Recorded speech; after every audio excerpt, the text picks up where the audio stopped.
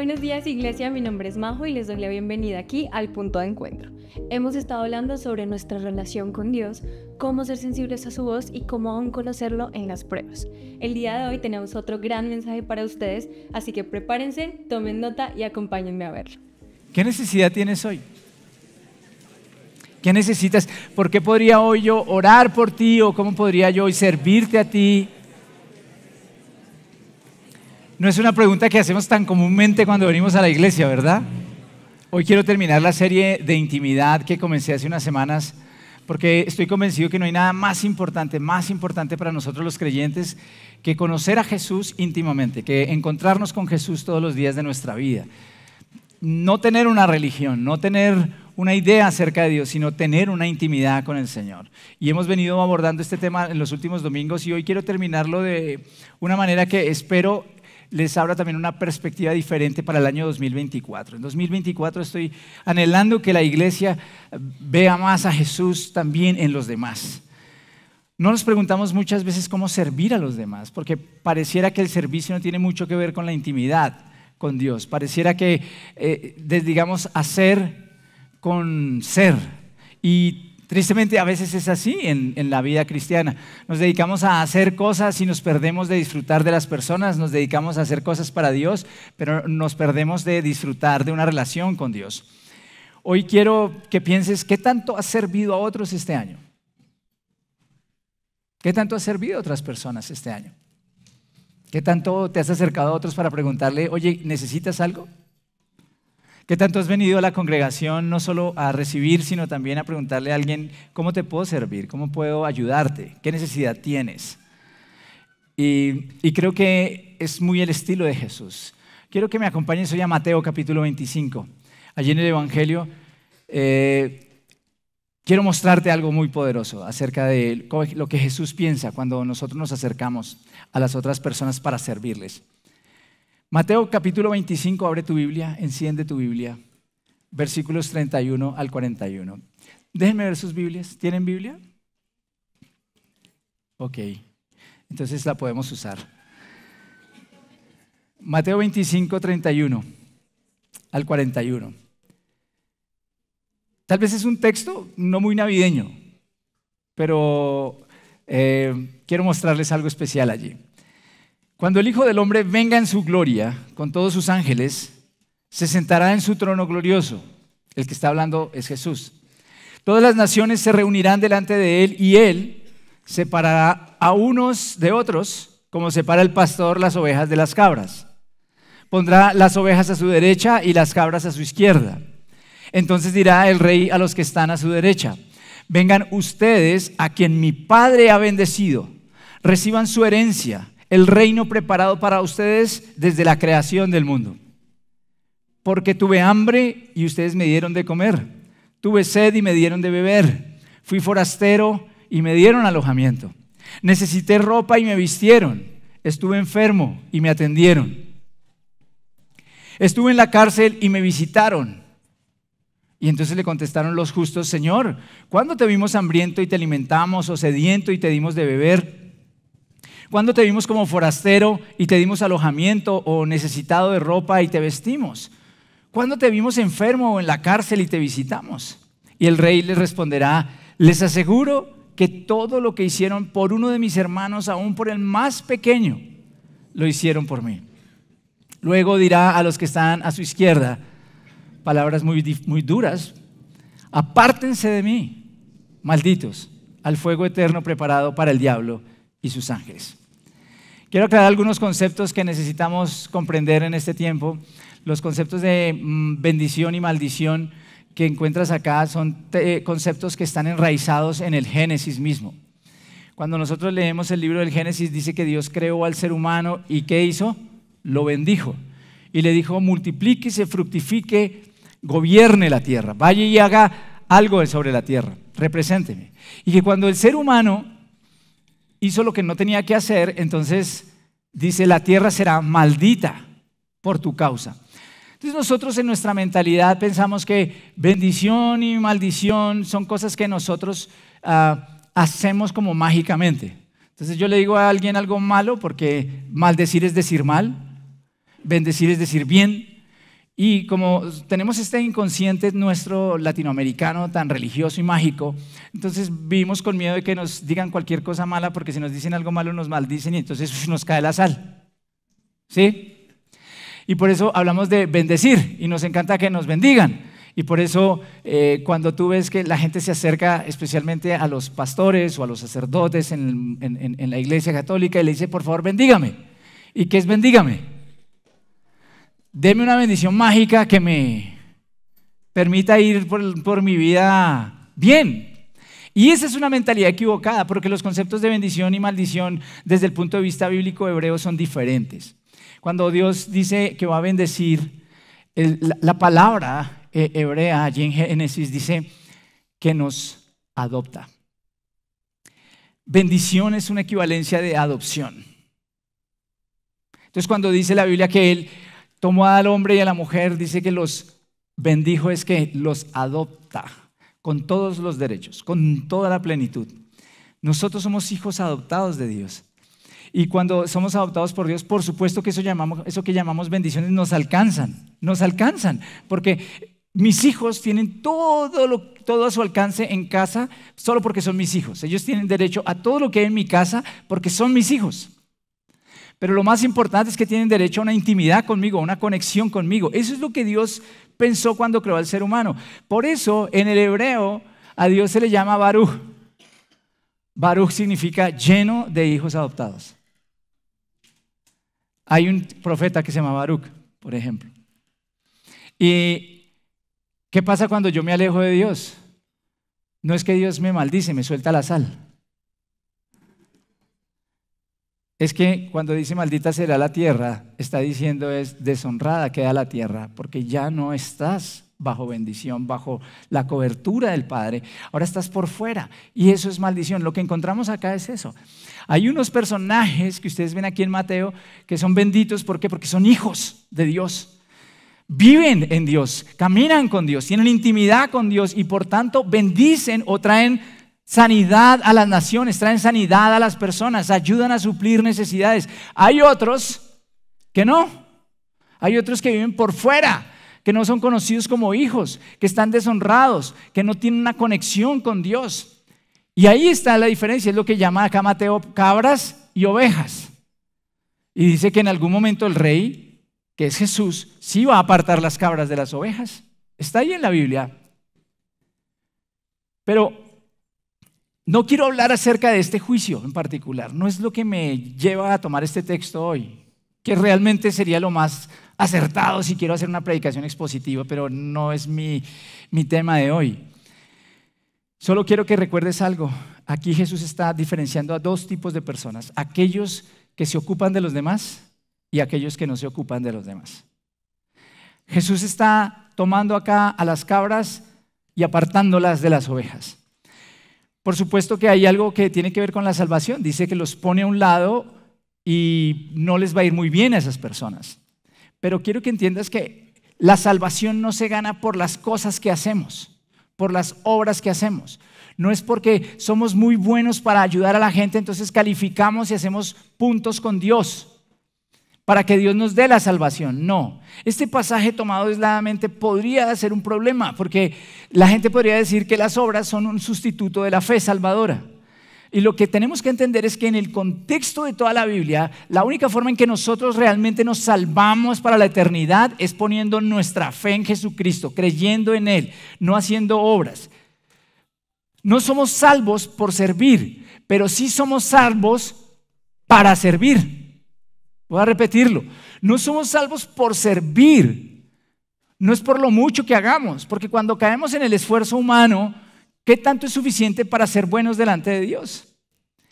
Si tú piensas en que hay que hacer muy buenas obras para ganar la salvación, entonces piensa en que no debes hacer muchas malas para perderla.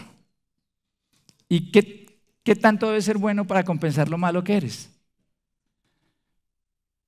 Si nuestra fe y nuestra salvación dependiera de eso, créeme que ninguno de nosotros podría ir en paz por el mundo, porque estaríamos pensando todo el tiempo, ¿y qué va a pasar? ¿Y si me equivoqué mañana? ¿Y qué hago? Esa fue una de las razones por las cuales se creó el purgatorio. ¿Sabían eso? Primero, no existe. No lo creó Dios, ¿no? Algunos dirán, ¿en serio lo crearon? Sí, pero lo Dios. Es un concepto que se creó hace muchísimos años y que tiene sus raíces en un padre de la iglesia que se llamó Agustín de Hipona. Agustín de Hipona era un hombre que pensaba mucho y eso está bien, uno piensa. Y él alguna vez se los presentó de esta forma, dijo, bueno, ¿y qué pasa si yo ya soy salvo? Tengo una fe salvadora. Entonces ya conozco a Jesús, voy para el cielo, ¿sí o qué? Hay 4 que tienen una fe salvadora. Pero de pronto él dijo, ¿y qué sucede si yo vengo, conozco a Dios, le entrego mi corazón, Dios me salva, pero yo salgo de la iglesia, por decir algo, voy a ponerlo en estos términos, y peco, cometo un pecado, y no me alcanzo a arrepentir, no alcanzo a pedir perdón a Dios, no alcanzo a tener esta convicción de pecado, y pasa un carro y me atropella y me mata? Obviamente en esa época no había carro, estoy tratando de utilizar una analogía para hoy. ¿Listo? Había carruajes. ¿Qué pasa? ¿Para dónde? ¿Será que me salvo? Lo que pasa es que no me alcancé a arrepentir del pecado, no alcancé a confesar el pecado, entonces ¿qué hago? ¿Para dónde me voy? Y entonces Agustín de Hipona dijo una cosa, no afirmó que la Biblia decía eso, solo dijo, debe haber un lugar por allá en donde uno pase un tiempo terminando de purificarse antes de ir al cielo. Ya soy salvo, pero tengo que pasar, o sea, me quedó como faltando la cuota final del cielo. Y esa la voy a poner, o la pongo con obras, o la pongo en el purgatorio hasta que ya estoy bien. Pero eso fue algo que él pensó, eso no es bíblico, absolutamente por fuera de la Biblia. Y por allá alguien, un obispo de Roma, dijo, no, eso es así. Y lo declararon en una de esas bulas hace muchos años, y dijeron, es así. Y el purgatorio quedó allá establecido. ¿Ok?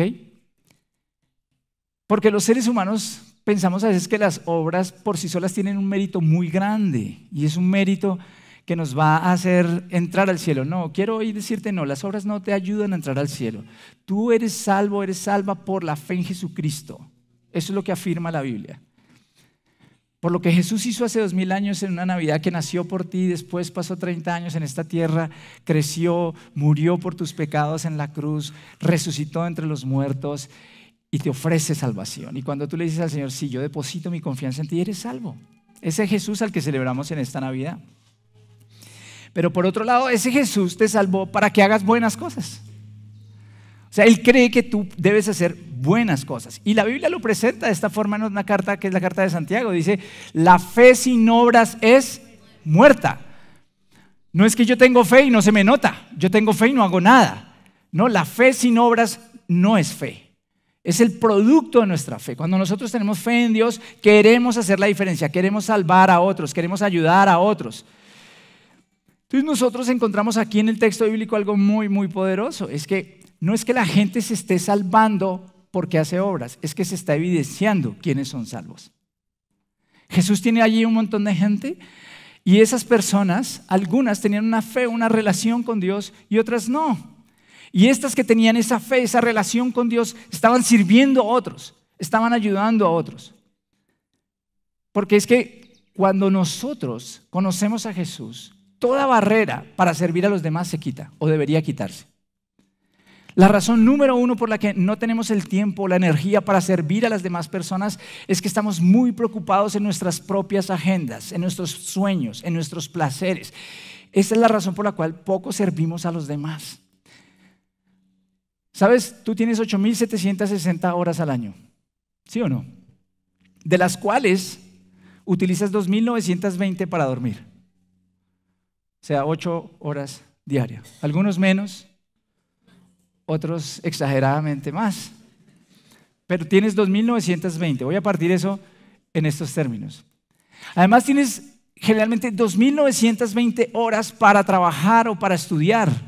Si haces un cálculo puede ser un poco más. Eso te deja con 2,920 horas para hacer lo que quieras en tu vida, más allá del estudio, el trabajo, el dormir. ¿Qué haces con esos 2,920? Algunos dicen, no, yo sirvo al Señor, yo eso sí para el Señor todo, 2 horas a la semana.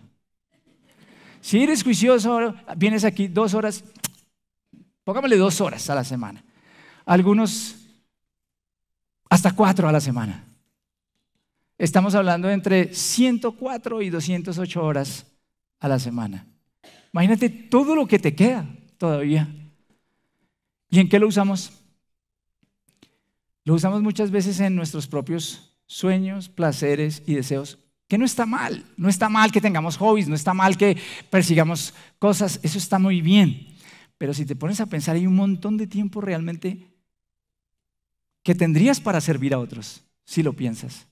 ¿Y por qué creo que es importante que lo pienses? Porque Jesús en este texto está diciendo, oigan, yo tuve hambre y ustedes me dieron de comer. Yo tuve sed y ustedes me dieron de tomar. Yo estuve desnudo y ustedes me vistieron. Yo estuve en la cárcel y ustedes me visitaron.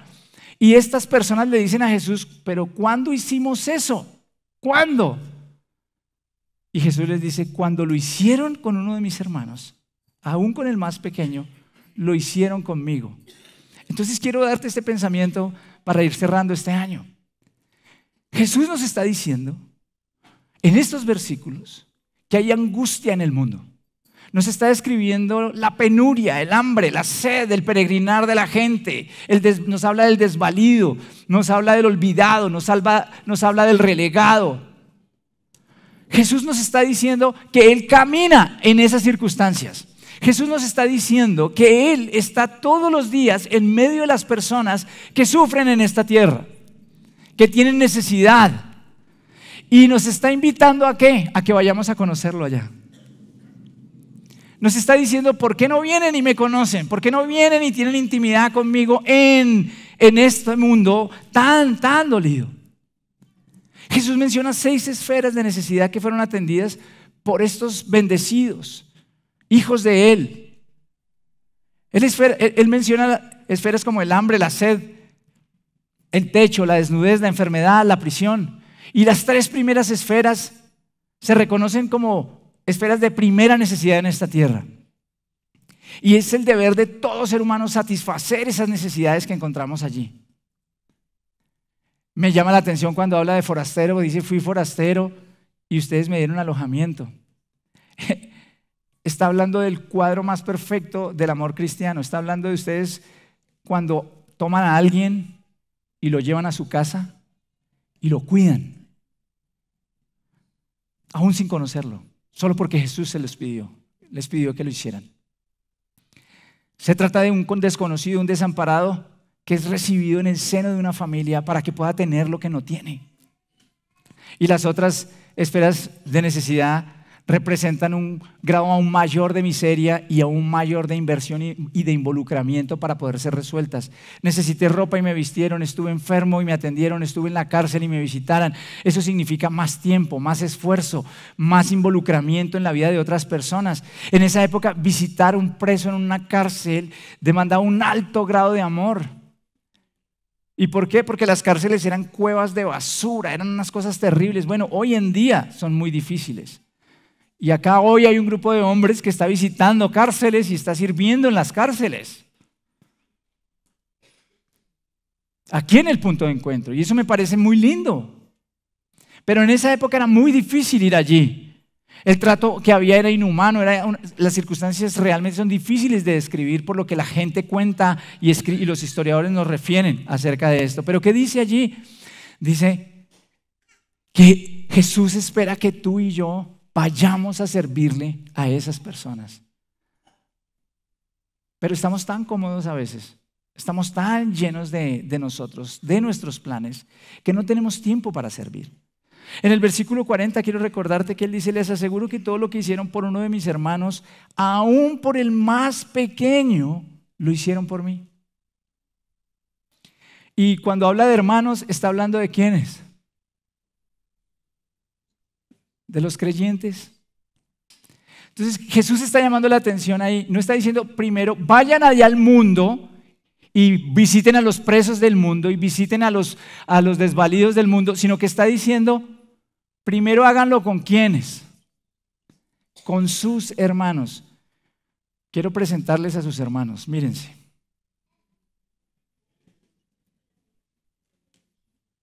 Esos son sus hermanos. ¿Sí? El término es clarísimo, está hablando de una relación que existe acá. Y por eso yo quiero decirles algo, lo más importante para mí de la iglesia no es que vengas, es que te hagas parte, para que sirvas a otros, para que puedas preguntarte por la necesidad de los demás. La gente quiere salir y cambiar el mundo, pero a duras penas está dispuesta a involucrarse en ayudar a otros en su iglesia, en ayudar a otros en su comunidad, en ayudar a otros que son sus hermanos. Jesús está diciendo, hágalo. ¿Sabes cuánta necesidad hay acá? Muchísima necesidad, muchísima. Y claro, por supuesto, como nosotros pensamos en pobreza, porque en términos de bienes materiales solamente, pero quiero decirte que pobreza, hay muchos tipos de pobreza. Hay gente que tiene mucho dinero, pero es súper pobre espiritualmente. Sus hogares tienen todo lo que necesitan materialmente, pero están totalmente destruidos allá en el interior. Hoy voy a hacer un día de remembranzas. Hace más de 30 años, cuando yo conocí a Jesús, créanme que yo conocí a un grupo de jóvenes que tenían todo y no tenían nada, y se convirtieron en lo que hoy llaman en una serie los Bee Gees. Tenían todo el dinero, vivían en multicentro, pero no tenían nada. Sus padres no estaban con ellos, sus padres no caminaban con ellos, sus padres se separaban, sus padres los echaron de su casa. Y ellos se convirtieron en los criminales más peligrosos que tenía Bogotá hace 34 años. Y eran jóvenes, como muchos jóvenes que veo hoy acá, con un potencial increíble. ¿Sabes qué? Hoy no están, murieron muchos de ellos. Otros fueron a prisión. Estaban solos, abandonados, creían que tenían todo, pero no tenían nada. Hay tanta necesidad. Y si lo llevas eso a nuestra iglesia, a nuestras iglesias, en nuestras iglesias hay mucha necesidad. Claro que hay gente que tiene necesidad de dinero, hay gente que tiene necesidad de comida, hay gente que tiene necesidad de un trabajo, pero hay tanta necesidad. ¿Y qué hacemos para servir a otros? ¿En dónde aprendí yo a conocer a Jesús? En la iglesia. Pero no solo de las prédicas, aprendí a conocer a Jesús al involucrarme cada fin de semana en el servicio con Jesús, al caminar con Jesús. No me cansaré nunca de contarles las historias de lo que para mí fue servir a Jesús y sigue siendo servir a Jesús. ¿Cómo conocí yo a Jesús? Yo voy a la iglesia, soy un jovencito y ese jovencito con una cabeza súper rayada. Entonces yo veía la alabanza estaba llena de jóvenes y había unas jovencitas muy bonitas.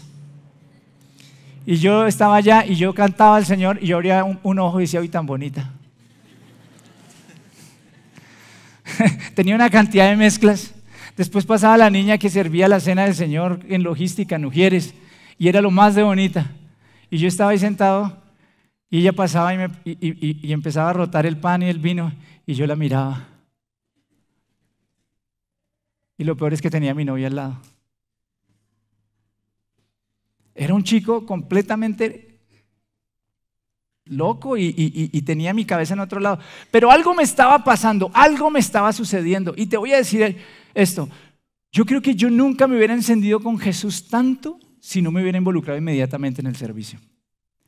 Y en medio de esa locura en la que yo estaba allí, un día alguien se para en una tarima como esta y dice, este próximo martes nosotros tenemos una invitación. Los que quieran servir en logística, los esperamos el martes. En esa época era Ujieres.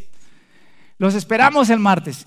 Y yo dije, uy, chévere, debe estar la niña esa que sirve el pan y el vino. Y se ven muy alegres y se ven muy chéveres. Y entonces yo me paré y me fui. Sí, yo sé que hoy puedo estar de pronto desilusionando a alguien con esto que estoy contando, pero he cambiado. Y resulta que ese martes fui. Y nos recibieron con mucho amor y nos explicaron, nos dijeron, queremos que nos acompañen, vamos a servir, ayudamos a la gente. Y empezaron a explicarnos todo el servicio. Y yo dije, ahí estoy, yo voy con todo. Lo siguiente es, bueno, tienen que tener un uniforme. El uniforme no era para nada bonito, cuando lo pienso hoy. Era un pantalón de paño azul, todo así anchito, y un saquito rojo con un escudito acá, y cuellito tortuga. Me veía muy tierno en esa época. y, y yo recuerdo que me lo puse y el primer domingo que me puse ese atuendo, yo no pensé en nada, yo solo estaba emocionado y empecé a servir y ahí empezó mi gran aventura de encontrarme a Jesús todos los fines de semana. Ahí empezó mi gran aventura. Miren, fue tan impresionante lo que vivía, no solo yo, sino los jóvenes que servían conmigo, porque éramos muchos jóvenes, aunque había también adultos. Y hay historias que les cuento a los jóvenes porque hay unas que son un poco más impactantes que otras, pero déjenme hablarles de algunas. Un día se acabó todo, eran varias reuniones de domingo, así que nosotros servíamos, yo estudiaba en la universidad, estaba muy juicioso en mi universidad, además a veces tenía que salir a trabajar, pero el fin de semana para mí era fabuloso, llegar a la iglesia era algo precioso y que me encantaba servir. Y entonces se acabó las reuniones del domingo y recuerdo bien que voy saliendo, ya no quedaba casi nadie y veo a un hombre sentado en una esquina, solo, con una cara de tristeza tremenda. Entonces yo me le acerco y le digo, ¿cómo estás? ¿Te podemos servir en algo? Y entonces me dice, ay, ¿usted podría charlar un poco conmigo? Le digo yo, claro, y yo me senté en el andén a hablar con él. Y él me empieza a contar su historia. Ahora quiero que se transporten a la década de los 90. ¿Bien? Sí. Y en esa época había un boom de noticias acerca del VIH y SIDA. La gente no entendía muy bien qué era VIH y qué era SIDA. Mezclaban las dos cosas. VIH es la etapa previa que termina después en el SIDA. Pero, por supuesto, era tanta los rumores que la gente trataba a estas personas como leprosas. Nadie quería acercarse a ellos, nadie quería abrazarlos. Era muy difícil porque la gente se imaginaba que si se acercaba a uno de estos hombres o mujeres que estaban contagiados y los tocaba, inmediatamente se le transmitía el virus. Y él se sienta, yo estoy ahí y le digo, cuéntame tu historia. Y me dice, bueno, quiero contarte algo, lo que pasa es que yo tengo SIDA. Y yo estaba ahí sentado al lado de él. Y dice, y empieza a contarme toda su historia de cómo su familia lo sacó de la casa, lo echó de la casa, su papá lo echó de la casa. La gente que se enteraba que él tenía SIDA era como que no se me acerque, no quiero tocarlo. El hombre estaba en una situación muy complicada y había estado escuchando la predicación ese domingo. Y empieza a preguntarme si eso es cierto, eso que hablamos de Jesús es cierto, si ese Dios de amor es cierto, si ese Jesús existe y cómo puede ese Jesús ayudarlo.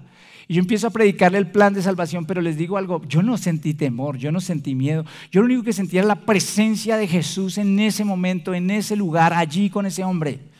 Y empiezo a compartirle de Jesús y yo era un jovencito. Y empiezo a compartir de Jesús y empiezo a hablarle de Cristo y ese hombre empieza a abrir su corazón y empieza a clamar a Dios y empieza a llorar y me dice, lléveme a conocer a Cristo, y lo invito a hacer la oración de fe y le entrega su corazón a Jesús y el hombre, su carita empieza a cambiar y él empieza como a descansar y yo empiezo a ver la luz de Jesús emerger ahí en medio de esa conversación cuando no había nadie más. Todas las luces se habían apagado, todas las cosas se habían cerrado y cuando terminamos me dice, ¿le puedo pedir algo más? Le digo, claro. Me dice, ¿me abraza? Ese hombre no había sido abrazado por mucho tiempo. ¿Tú crees que yo tuve que pensar algo? No, yo sentí que Jesús me decía, abrázalo, aquí están mis brazos, abrázalo. Y yo me lancé y lo abracé y el hombre lloraba ahí encima mío y yo lo abrazaba y lo abrazaba. Y ese día vi a Jesús. Otro día, otro domingo, estaba yo allí en una puerta, en una de esas reuniones, recibiendo a las personas, ayudando a la gente a entrar, a salir. Y se para alguien y me dice, necesito hablar con alguien. Por favor, necesito hablar con alguien. Y yo le digo, claro, sí, cuénteme, ¿qué le puedo hacer? Pero vámonos de aquí, necesito quitarme de acá. Yo, bueno, también lo invité allí a la cafetería, fuimos y nos sentamos en la cafetería. Alguien me cubrió en la puerta de la iglesia. Y el hombre me dice, mire, lo que pasa es que yo soy sicario. Década de los 90. Soy sicario y no quiero matar más. Pero yo estoy en el cartel de Medellín. Y acabo de escuchar esto que ustedes están predicando acá y yo necesito entender esto. Y empiezo a compartirle de Jesús en esa cafetería de esa iglesia. Empiezo a hablarle de Jesús. Y ese hombre empieza a llorar y cuando termina y entiende lo que Jesús hace, me dice, yo quiero recibir a Jesús y yo lo invito a que haga su oración de fe. Y cuando él termina de hacer su oración de fe, me dice, no, yo no puedo volver a mi antigua vida, no puedo. No puedo. Jesús se apareció a ese hombre en ese momento y me dice, no puedo más, no puedo, yo no puedo volver allá, pero es que si yo no hago esto, a mí me matan allá, yo tengo que salir de acá y perderme. Ese día vi a Jesús en ese hombre. Otro día, estábamos allí parados con una otra persona, con una amiga en la puerta y de pronto pasó una persona por la calle, rumbo hacia la 15. Y cuando nos vio, nos miró y mi amiga le sonrió y le dijo, hola, ¿le gustaría entrar? Y la persona se quedó mirando y le dijo, bueno, y entró. Yo nunca supe de esa persona hasta meses después cuando esa persona se paró y contó esto. Dijo, ese día yo me iba a suicidar. Yo me dirigía a un lugar en donde me iba a suicidar, era mi último fin. No quería vivir más, pero cuando pasé y vi a esos dos jóvenes allá sonriendo y me dijeron, ¿por quiere entrar? Yo dije, ¿qué habrá ahí? Y entré y el Señor habló a mi corazón y le entregué mi vida. ¿Sabes? Hay mucha gente que dice, es que yo nunca he visto a Jesús. Yo lo he visto tantas veces en el dolor de la gente. Lo he visto tantas veces en la necesidad de las personas. He visto un Jesús que decidió hacerse hombre para caminar en medio del dolor. Pero también he visto tanta gente tan ocupada como para darse el tiempo para encontrarse con Jesús allí donde Él está, en la necesidad. Tanta gente que está tan ocupada pensando, esto es lo que yo tengo, es mi tiempo, son mis cosas, son mis hobbies, es mi descanso, es lo que yo quiero. Que se pierde de la gran oportunidad de encontrarse con Jesús. Por eso decidí que quería servir e invertir mi vida en servir a los demás. Porque la única forma en que yo puedo servir a Jesús es sirviendo a otros, porque allí es donde me encuentro con Jesús. Mateo 10:40 dice, quien lo recibe a ustedes me recibe a mí, y quien me recibe a mí recibe al que me envió. Y habla de algo poderoso cuando nosotros servimos a otros, cuando llevamos el mensaje de Dios a otras personas. Cualquiera que recibe a un profeta por tratarse de un profeta recibirá recompensa de profeta. Y el que recibe a un justo por tratarse de un justo recibirá recompensa de justo. Y quien dé siquiera un vaso de agua fresca a uno de estos pequeños por tratarse de uno de mis discípulos, les aseguro que no perderá su recompensa.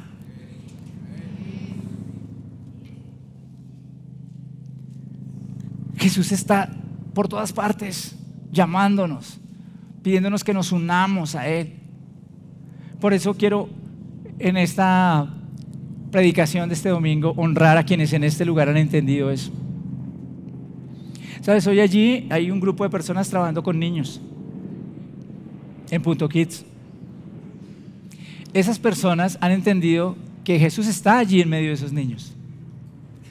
Esas personas han entendido que lo que hacen no es venir a pasar el tiempo los domingos o a cumplir con algo porque quieren ayudarle al pastor.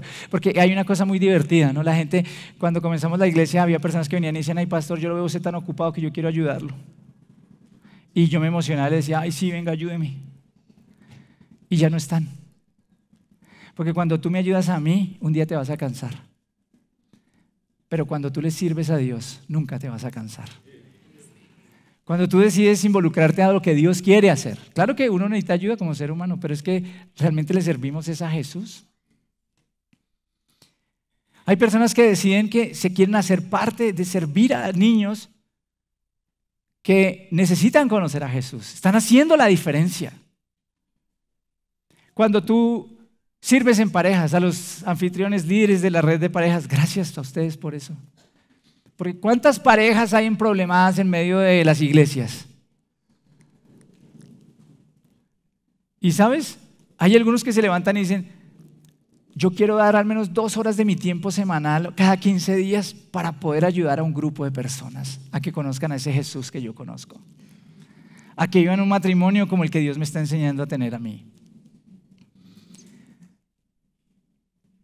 hombres, mujeres en nuestras redes única, la fraternidad, que deciden voy a ir a servir, voy a ir a dar, voy a ir a ayudar a otros, porque hay esa necesidad. Jóvenes, logística, adoración, producción, catering. Una iglesia no puede hacerse con el esfuerzo de unos pocos. Una iglesia se hace con el involucramiento de muchos, con el compromiso de muchos, que entienden que ya es suficiente a veces de sentarse uno a recibir, y a mí ¿por qué Dios no me habla? Y a mí ¿por qué Dios no se me presenta? Y es que yo no veo a Dios. Párate de la banca y te aseguro que verás a Dios. Párate y escucharás la voz de Dios. Es lo que necesitamos comprender. Fundación. ¿Quieren ver a Dios? Yo lo veo en esos niños que servimos acá. Veo cómo Dios ama a esos niños, veo cómo Jesús camina en medio de esos niños. Es algo precioso, es maravilloso. Y aprendo a conocer más a Jesús. Conozco de su misericordia, de su paciencia. Sé que es difícil servir a otros. Claro que es difícil. Que lo digan los de logística cuando les dicen a las personas, oye, por favor, ¿te puedes sentar aquí? ¿Qué? Quite. Claro que es difícil. ¿Sabes? Yo era ujier. Entonces yo conozco muy bien el trabajo de la gente de logística. Yo era ujier y yo estaba en los parqueaderos y de pronto pasaba alguien en el parqueadero y uno le decía, por favor, ¿te puedes parquear acá? Y pasaba, era casi que se lo llevaba a uno y le daba su buena bendecida. Y a uno le daban ganas de volverse y decirle, pues la suya. Pero de pronto veía uno a Jesús al lado de ellos. Téngale paciencia, téngale paciencia. Usted no sabe el dolor con el que viene. Usted no sabe el problema que tiene. Usted no se imagina lo que le pasó esta semana. Y claro, uno en su carne, uno quiere, sí, bendecir. Pero cuando aprendes a ver a Jesús, cuando sirves con los niños, algunos dicen, no, pero es que niños, sí, los niños. Pero es que ahí está Jesús. Y Jesús ama a los niños. Y aprende el Señor a mostrarte a los niños y el corazón de los niños. Y los jóvenes, no hay nada más increíble que trabajar con jóvenes. Cuando uno ve todo lo que se siembra allí, cómo empieza a dar fruto a lo largo de los años y cómo el evangelio empieza a crecer, o cuando ves un matrimonio, una familia que empieza a florecer después del tiempo que has dedicado, eso es lo más reconfortante, es lo más precioso que existe. Nosotros aprendemos a conocer a Jesús todos los días en medio de servir a los demás. Ahora, ¿solamente servimos en la iglesia? No, también podemos servir en otros lugares. Claro que podemos hacerlo. Pero quiero que entiendas lo que para mí significa el servicio. Porque algunos tienen esta idea, como Jesús dice, porque tuve hambre y me diste de comer. Entonces piensan que es tan solo coger a una persona en una esquina y darle un dinero para que coma. De nuevo, hay que tener una visión más amplia de lo que significa servir a la gente. Yo creo que todos ustedes han experimentado eso. Van una noche de pronto por la calle y encuentran una familia por ahí sola y la ven en el frío y dicen, no puedo dejarla ahí. ¿Sí les ha pasado alguna vez? Bueno, a nosotros nos ha pasado muchas veces. Y tiene uno que detener su auto y creo que es el Señor el que lo mueve y camina y lo invito a comer algo y le doy de comer a su familia y lo haces. Claro que lo haces. No está mal si es lo que Dios te llamó a hacer. Ahora la pregunta que te hago es, ¿y eso qué cambió en la vida de esa persona? Una noche. ¿No cambia más? ¿Quieres cambiar algo? Más allá de una noche tienes que involucrarte. Por eso es que la idea de la limosna nos es tan atractiva. Porque no requiere que nos involucremos en tiempo. No requiere que involucremos nuestra vida. Solo requiere que saquemos unas monedas, unos billetes y se los demos a alguien de quien nunca más nos ocuparemos. Y eso no trae transformación, eso no ayuda a nadie. Claro que sí, trae alivio una noche, pero en realidad no cambia la vida de nadie. ¿Quieres cambiar la vida de alguien? Pasa tiempo con esa persona. Pasa tiempo, involúcrate, ayúdale, conócele. Eso es lo que trae transformación. Pero es más fácil decir no tengo tiempo, es más fácil decir saco un cheque y pongo el cheque. Cuando pensemos así cambiaremos muchas cosas. Porque entonces nuestra aproximación a la ayuda social, a la gente que no es creyente, pensará en esto y dirá, ¿cómo podemos crear cosas que sean sostenibles en el largo plazo y cambiar la situación de una Colombia para que sea diferente? Quiero que veas las grandes iglesias de este país. Generalmente en las cuadras alrededor siempre hay mendigos. ¿Por qué? Porque ellos saben que la gente cristiana sale de ahí, o la gente católica, si la quieres llamar así, evangélica, sale de allí con el corazón, con una prédica como esta, es un corazón movido y va a salir a decir, yo quiero ayudar a alguien. Entonces se encuentran con alguien que le dice, ay, venga, ayúdeme. ¿Y qué hace? Le ayuda. Pero yo siempre que veo tanta gente pidiendo limosna alrededor de los templos, me pregunto, ¿y por qué no hacen algo desde ese templo? ¿Por qué no cambian la realidad de esas personas? ¿Por qué les permiten que se sigan sentando allá a vivir una miseria que no deberían vivir? En esa emoción de mi juventud salimos un día después de ayuno, un sábado de ayuno, todos espirituales. Y íbamos todos los jóvenes, vamos a romper ayuno y tal. Y estaba un chico llorando allí. Lloraba, pero lloraba de una forma que nos conmovió. Y entonces yo llegué y me quedé mirando y todos nos quedamos mirando. ¿Y qué te pasó? ¿Qué pasa? Y yo, no, es que yo vendo cigarrillos y me robaron los cigarrillos. Y me van a matar, mi papá me va a dar una palera en la casa terrible. Y todos nosotros, todos espirituales y todos conmovidos. ¿Qué hacemos? No, ayudémosle, sí, ayudémosle. ¿Y cuánto te costaron todos los cigarrillos? Porque tienes que llegar con el producido. Sí, no, tanto, ya ni me acuerdo cuánto. Y todos empezamos a hacer vaca ya a sacar. Y todos sacamos y le dimos el dinero. Ustedes son lo máximo, Dios los bendiga. Gracias, gracias, gracias. Y se fue.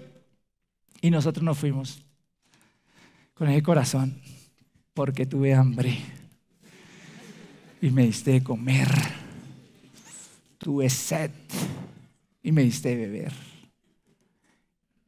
Unos meses después yo iba por la 72, casi con a Caracas, por la pedagógica, Universidad Pedagógica, y veo yo un tumulto alrededor de un joven y yo me acerco. Y está algo, me robaron los cigarrillos, mi papá me va a pegar una palera terrible. Y yo dije, este es mucho, este fue el que nos hizo eso la vez pasada. Y yo le armé el desorden. Y yo dije, este tipo nos hizo eso hace unos meses. Y todo el mundo se fue, el tipo, yo salí corriendo y dije, no va a ser que me haga algo, pero yo me fui.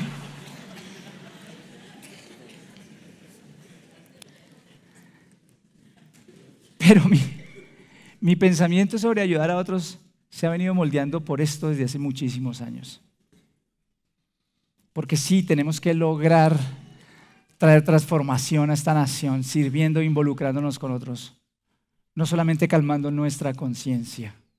Y claro que tenemos que hacerlo primero con los hermanos de la fe. Eso es lo que dice Gálatas capítulo 6, versículo 10. Dice, por tanto, siempre que tengamos la oportunidad, hagamos bien a todos y en especial a los de la familia de la fe. ¿Por dónde se empieza? Por la familia de la fe. Claro que en esta congregación tenemos obra social y ayudamos a la gente y a la familia de la fe. Ustedes diezman y ofrendan, ¿cierto? Quiero que sepan que con sus diezmos y ofrendas nosotros ayudamos a las personas. Nosotros ayudamos a la gente que tiene necesidad, que necesita un mercado, que necesita una clínica. Claro que lo hacemos, pero lo hacemos con sabiduría. No cualquiera que se para aquí viene y dice, ay no, venga, es que yo necesito que me ayude porque es que yo soy de la iglesia y nunca lo he conocido. Nunca lo he visto. Yo tengo una responsabilidad como pastor delante de Dios y es que yo tengo que administrar los dineros, los recursos de esta iglesia junto con otro grupo de personas. Entonces nosotros tenemos que saber cómo funciona esto, porque mucha gente simplemente puede venir a que le den, pero no es eso lo que estamos esperando. Queremos que conozcan a Jesús. Y si en el proceso de conocer a Jesús hay que ayudar, se ayuda. Pero con sabiduría, con sabiduría. Y entonces dice allí, también hazlo con los demás. Hazlo con los demás. Los cristianos nos encontramos con Jesús en las paradas del Transmilenio. Los cristianos nos encontramos con Jesús cuando salimos a caminar y vemos a la gente en necesidad o en los hospitales. Todos podemos encontrarnos con Jesús. ¿Te gustaría conocer más a Jesús? Entonces, hay unos pasos sencillos que te invito a dar para 2024. Ora y dile a Dios: Señor, ¿cuál es el talento que me diste o los talentos que me has dado? ¿Qué es lo que me has dado? Yo quiero saber. Hay gente que tiene el don para servir, para administrar, para ayudar, para dar, para enseñar. ¿Qué es lo que Dios te ha dado? Ahora, ¿qué crees? ¿Que te lo dio para que lo entierres? No, dile: Señor, quiero ser sincero conmigo mismo. ¿Qué es lo que tú me has dado y que me agrada hacer? Y entonces, busca a gente que te ayude a enfocar tu llamado. Acércate: yo quiero servir, yo quiero ayudar, yo quiero participar, yo quiero dar.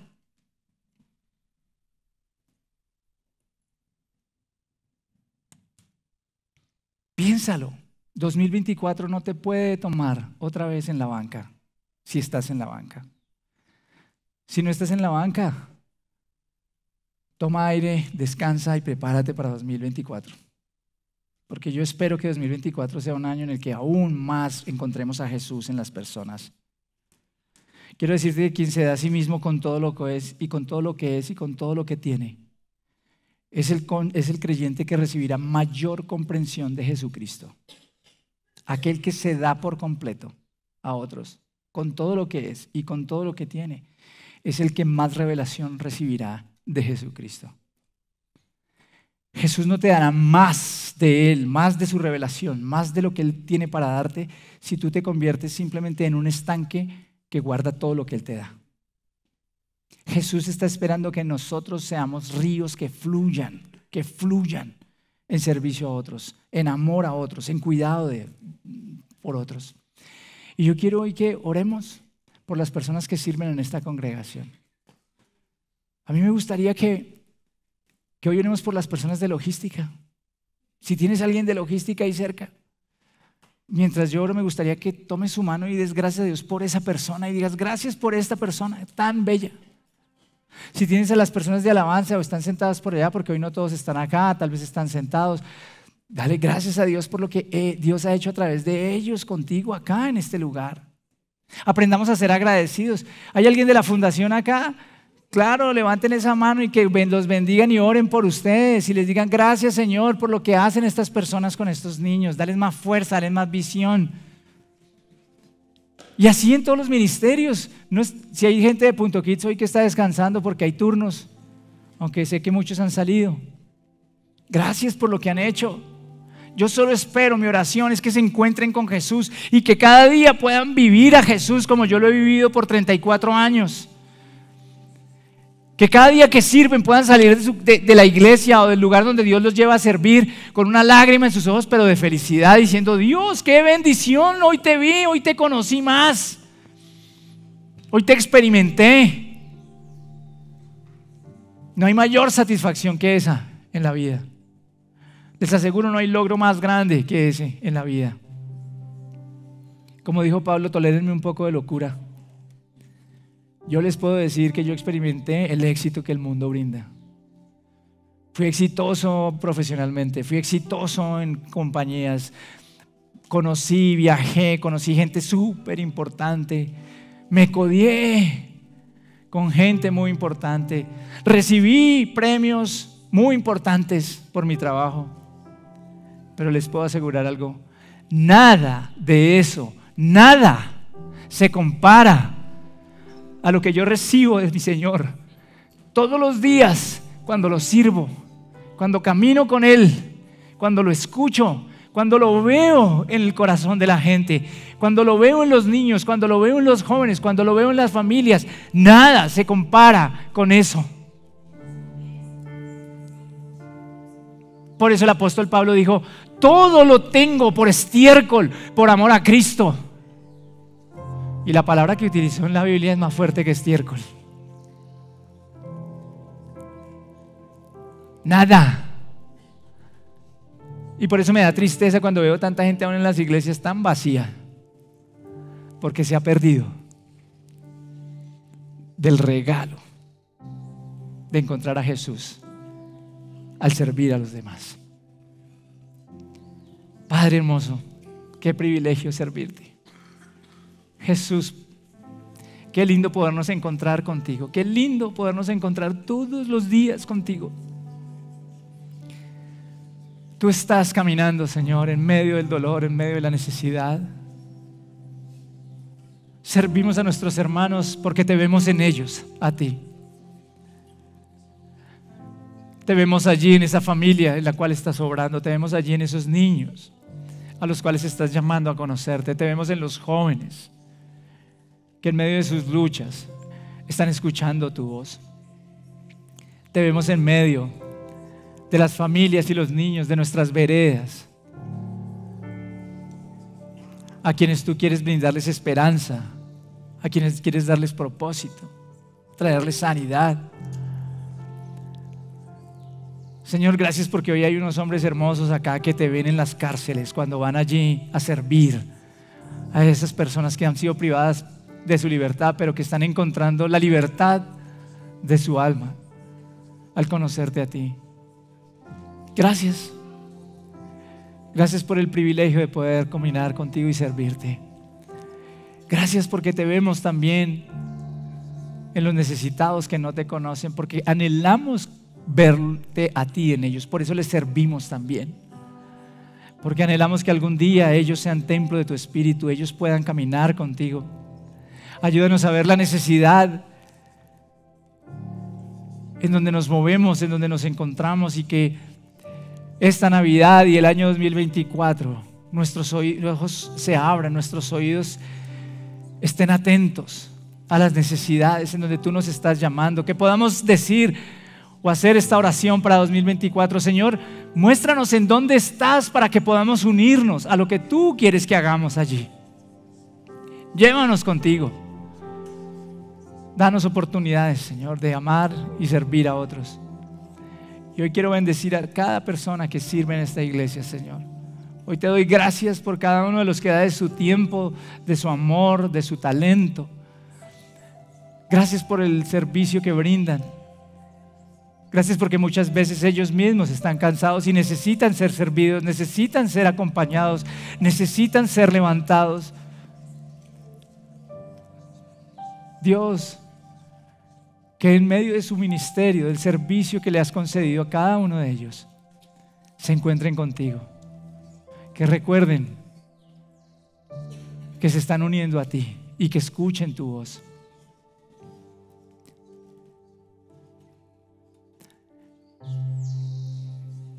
Señor, que esta iglesia siga siendo conocida por su amor, pero un amor en acción, en servicio a los demás. Oro todo esto en el nombre de aquel que nos enseñó a servir, en el nombre de aquel que se despojó a sí mismo de su grandeza, de su divinidad, y se presentó en forma de hombre para servirnos a nosotros. Y quien dijo: si yo, el Maestro, les he dado ejemplo a ustedes, hagan ustedes lo mismo. Porque nos estaba diciendo: los invito a encontrarse conmigo. En el nombre de Jesús. Amén y amén. Pero espera, tenemos más cosas que contarte. Si nos estás acompañando por primera vez, en el link de la descripción vas a poder encontrar un enlace donde nos vas a poder dejar toda tu información y nuestro equipo se va a comunicar contigo. Nos encantaría tenerte un día de estos aquí con nosotros en la iglesia. Pues nada, iglesia, ya estamos en temporada navideña, esperamos que compartan con sus familias, que estén llenos de amor y de felicidad y que aprovechen esta temporada para compartirle a otras personas sobre lo que Jesús ha hecho en sus vidas. Así que para cerrar me gustaría orar y bendecir nuestros diezmos y nuestras ofrendas. Señor, yo te doy gracias por la provisión que has traído a tu iglesia, Padre, por lo que has hecho por nosotros y nuestras vidas y nuestros hogares en este año. Permítenos siempre honrarte y bendecirte por cómo has transformado nuestras vidas. En el nombre de Jesús, amén y amén. Iglesia, gracias por habernos acompañado. Feliz fin de semana.